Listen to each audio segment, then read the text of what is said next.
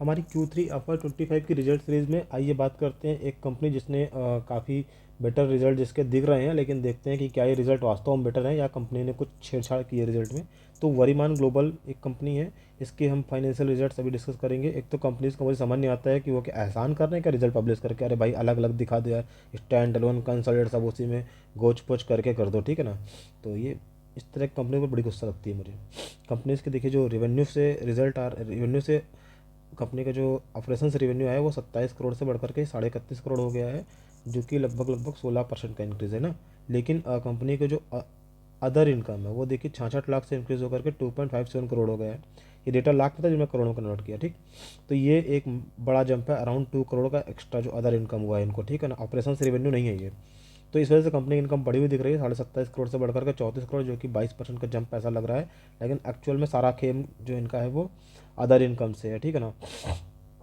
और कंपनी की अगर एक्सपेंसेस की बात करें तो कंपनी के एक्सपेंसेस देखिए 28 करोड़ से इंक्रीज होकर 33 करोड़ में 22 करोड़ रुपये हो गए हैं, ठीक। एक 18% का जंप है कंपनी के एक्सपेंसेस में, ठीक।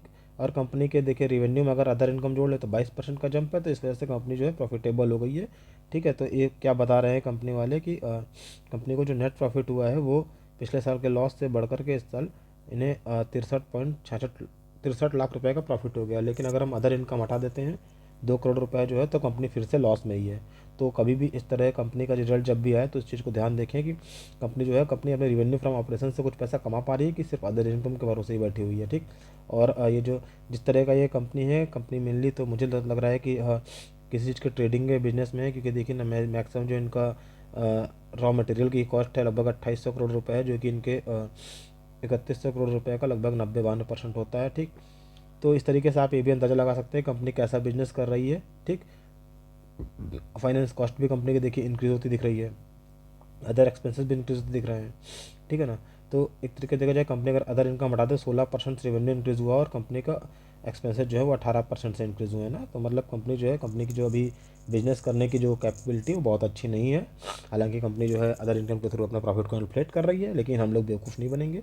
आप लोग को हमारा काम है कि बिल्कुल सही तरीके से चीज़ें बताना। तो वरीमान ग्लोबल का जो रिजल्ट है वो अदर इनकम की वजह से इन्फ्लेटेड दिख रहा है, ठीक है। तो मिलते हैं नेक्स्ट वीडियो में, तब तक के लिए बाय बाय।